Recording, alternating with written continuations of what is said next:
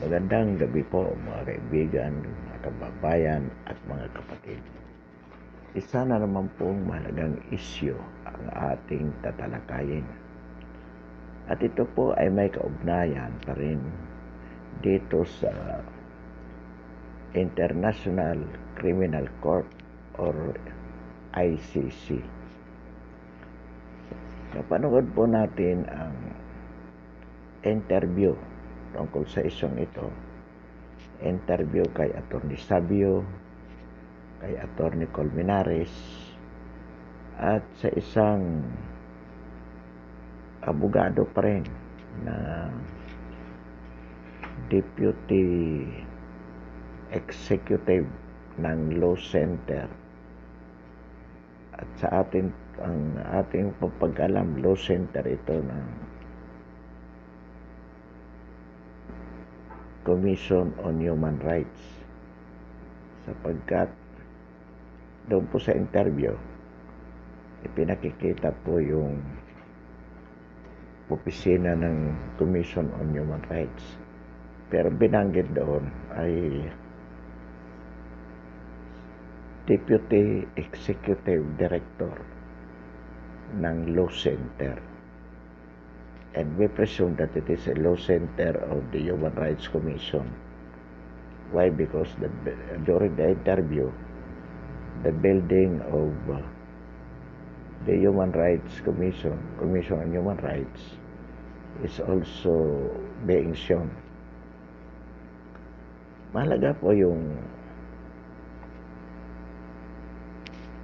mga opinion na which shared by these lawyers. Una po, kay Atty. Sabio. Sapagkat si Atty. Sabio po, siya po ang abogado unang nag-file ng complaint for crimes against humanity with the ICC in relation to the President's war on drugs. Specifically, itong mga sinasabing crimes against humanity, ito yung murders, tortures, so forth and so on. Ngayon, ang sabi ni Atty. Sabio, he filed the case on the upon the instance of Atty. Trillanes, Robredo, the opposition, based on the statement of Lacañas and Matobato, who issued a sworn statement tungkol nga daw dito sa mga EJK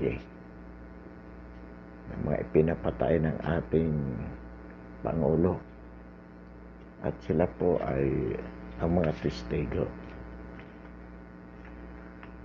Ang sabi ni Atty. Sabio, he did so in his capacity as lawyer ni Lacañas at ni Matobato.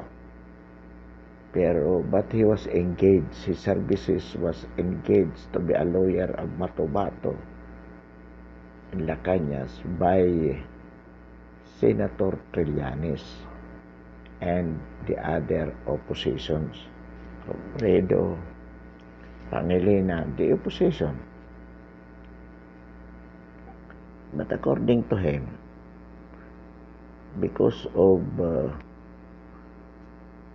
the later development, yung tungkol doon kay Bicoy, itong Bicoy ay sumikat din ito, na kung saan lumabas dito na sinuhulan ito ng mga opposition din. At ang sabi ni Atty. Sabio, because of that,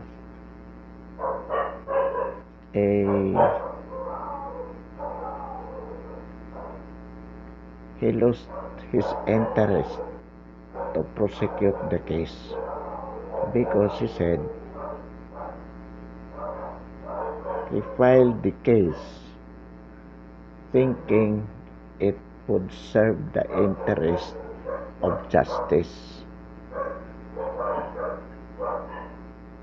So he filed the case. But after the Matubatos statement, kung saan lumabas na ito pala ay binayaran ng opposition, so he was convinced that the filing of the case with the ICC is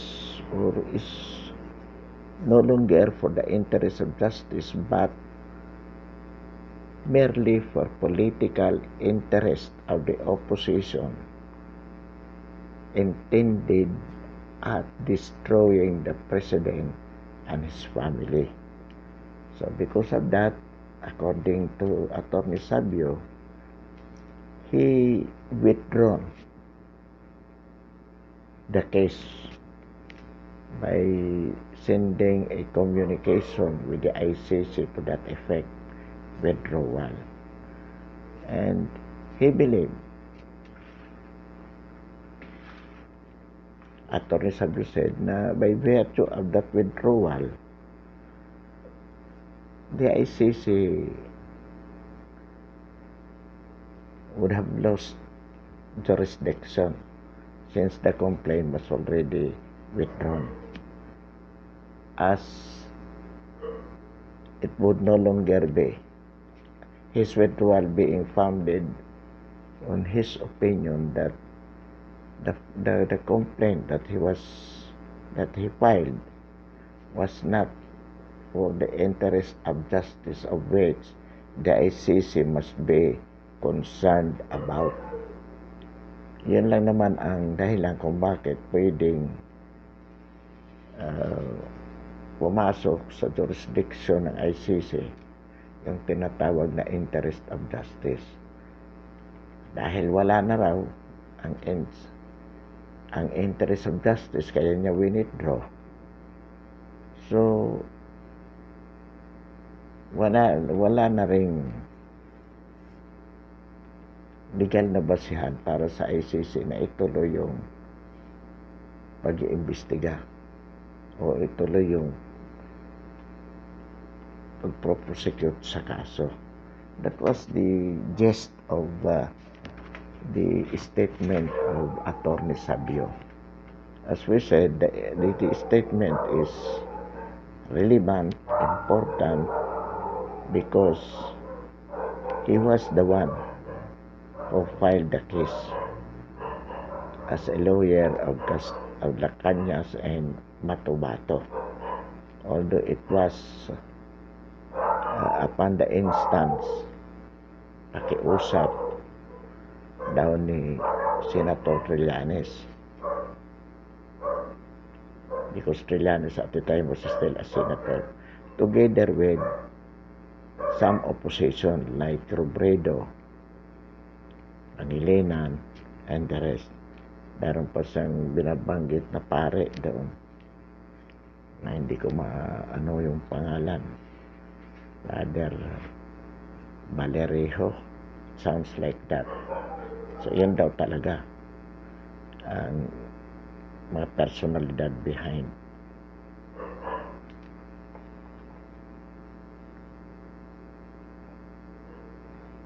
Sa interview naman po kay Attorney Colmenares, kilala po naman natin ito si Attorney Colmenares. Ito po ay chairman ng Bayan Muna, the legal front of the CPP, NPA, NDF, and of course against Duterte and his administration. Ang sabi ni Attorney Colmenares, actually just few days or few months after Duterte had assumed the presidency, the Bayan Muna already filed before Congress a resolution demanding for the investigation of the extrajudicial killings alleged AGK that was committed by the president, and afterwards they followed suit with the ICC a little bit later than Attorney Sabio did.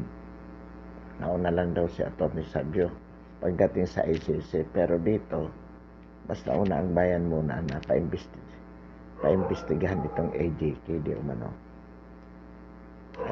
And according to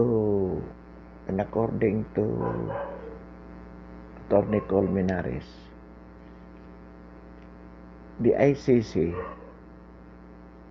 has jurisdiction over the person of the president, contrary to what Malacanang is claiming. And according to Colmenares also, should the government, the administration of President Duterte, should not be cooperating with the ICC investigators, which would probably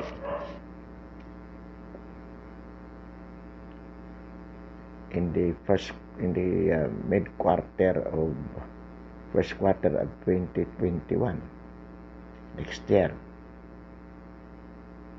his group, the Enyo LP, and his organization, private organization, would be the one to cooperate with the ICC investigators to provide the necessary evidences which would be denied by the administration to the ICC investigations.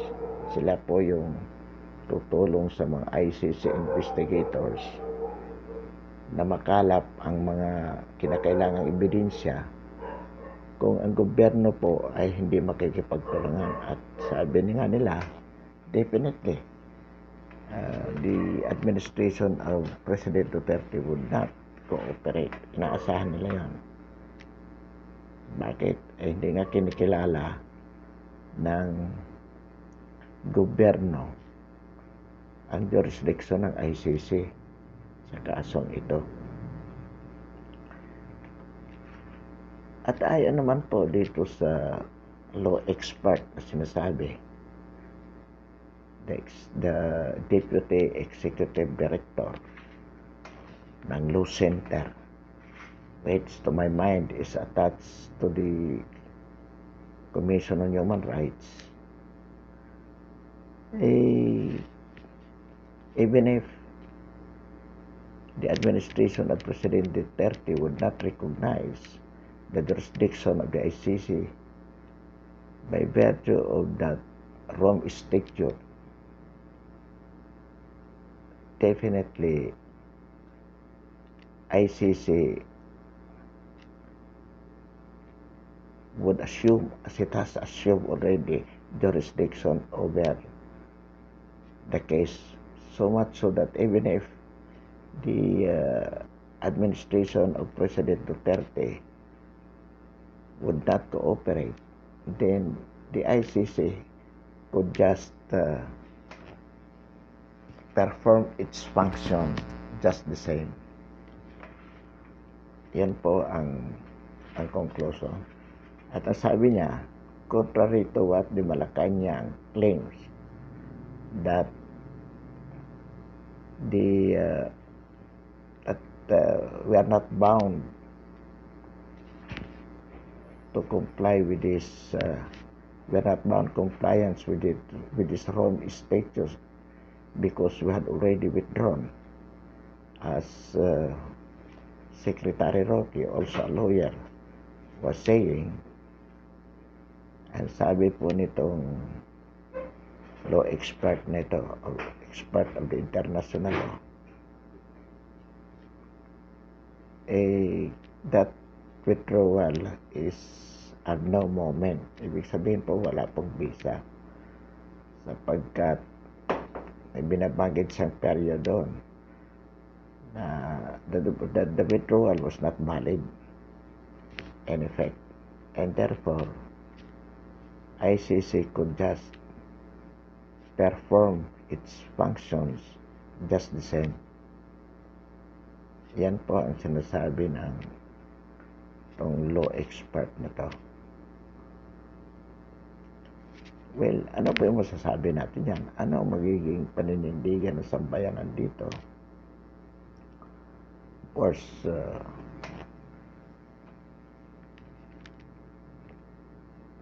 yung mga binabanggit nila from legal point of view ng mga ekspertong abogado. But of course, itong, for instance, Colmenares and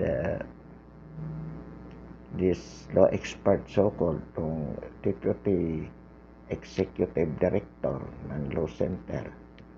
Kung ito pong Law Center na to ay naka-attach sa Commission on Human Rights, at alam naman natin ang stand ng Commission on Human Rights, katulad din po ng CPP-NPA, NDF, nagbayan muna with Colmenares.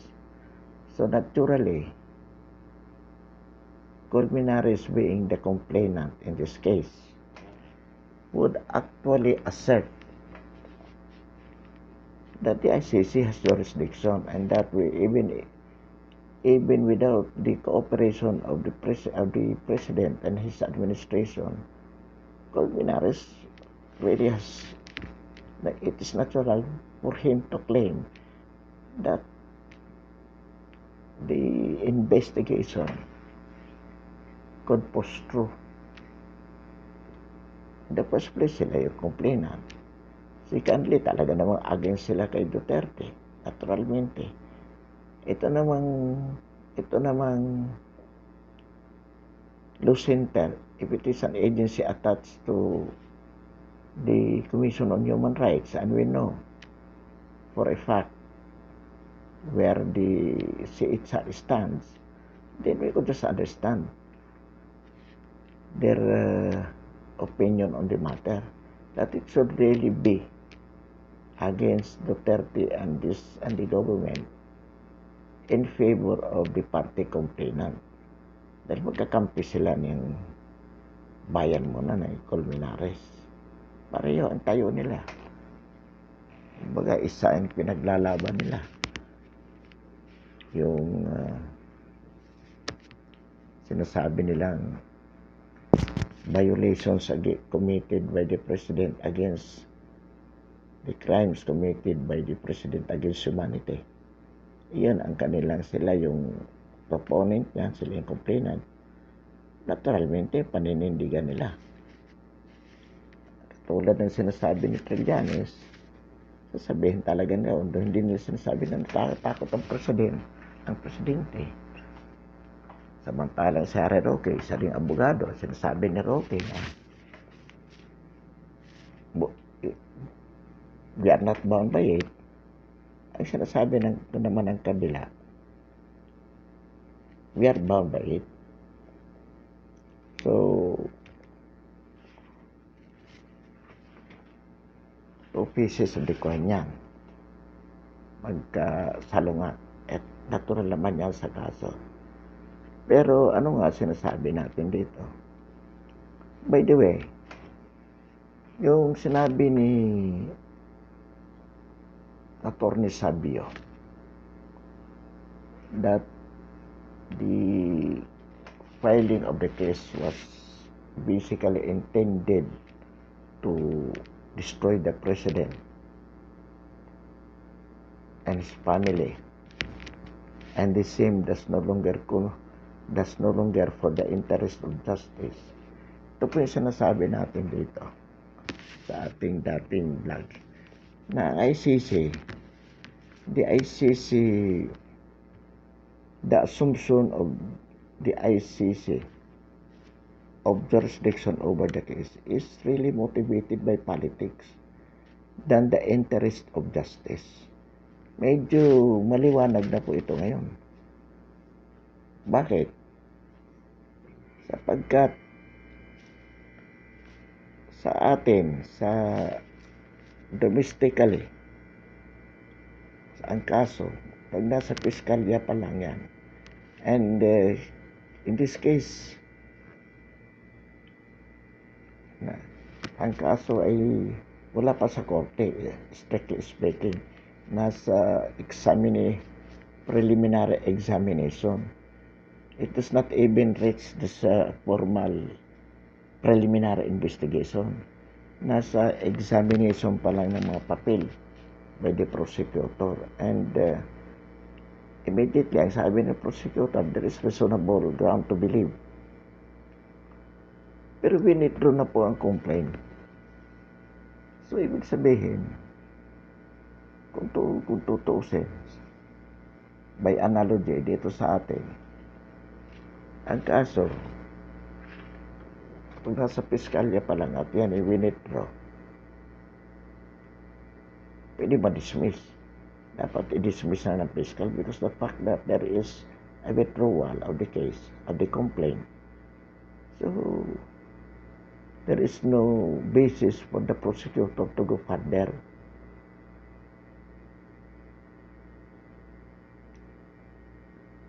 So, pero pinagpapatuloy ng ICC.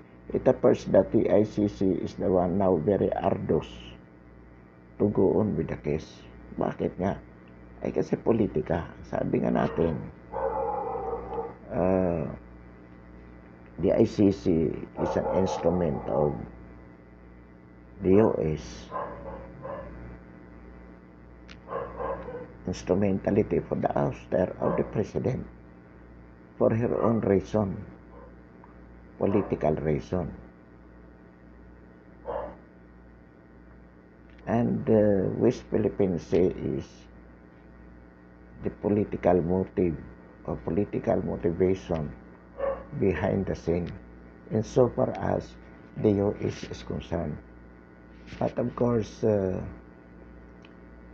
it should be done through a valid basis, legally speaking. At ito ang pinakamagandang paraan. Yung kasuhan mo ang presidente ng crimes against humanity. Anyway, nandyan yung opposition na complainant. So in other words, the ICC is no longer looking at it as to whether it is for the interest of justice, but rather to push through its political agenda. Domestically, ito yung sinasabi ni Attorney Sabio na the filing of the case is only intended to destroy the president and his family, politically motivated by this political opposition. Yun ang kanilang,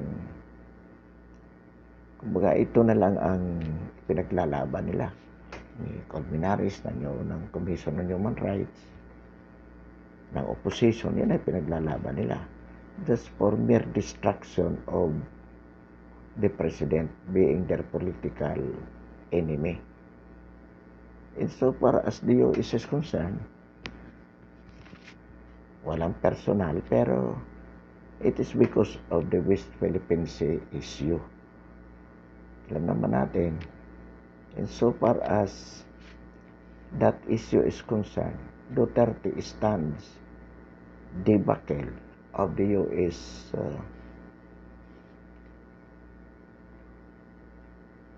way to deal with this West Philippine Sea. Nakaharang ang Pangulo sapagkat ang Pangulo is very vocal to say that he is not willing to go on war against China because of that West Philippine Sea. And that given two options between the US and China, he opted to be with China. Masakit sa Amerika yon. So, kailangan gumawa ng paraan ng Amerika. But as long as Duterte is in power, still the president, then the US could not move. Kailangan nila ng isang puppet president, and the person of Robredo or whoever would be the next president na kaya magpadikta sa kanila. Yun ang interest ng US dyan. Kaya even if patapos na ang termino ni Duterte sa mid-2022, even if the investigation would be conducted at the mid of 2021, matapos siya ng 2022, it's no matter. Anyway, they are interested na kung di man mapatanggal si Duterte by 2022, at least yung next president kailangan manalo ayon sa gusto nila, yung gusto ng Amerika. So ang atin po ditong sinasabi sa ating mga kababayan, huwag po tayong palalanse sa mga opposition, sa mga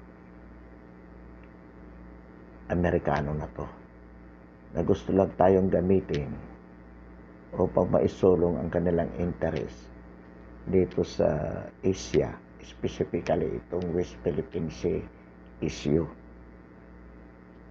So it goes, this situation now goes to the core of looking even beyond 2022 or beyond the terms of President Duterte, because it appears likely that kung sa 2021 pa sila magsisimulang kumalap ng mga ebidensya, magpapadala ng investigator sa Pilipinas, most probably hindi na ito aabot sa termino ng ating Pangulo. So far as the Filipino is concerned, ang hahawakan ng Amerika in relation to this ay yung susunod na Pangulo. Pero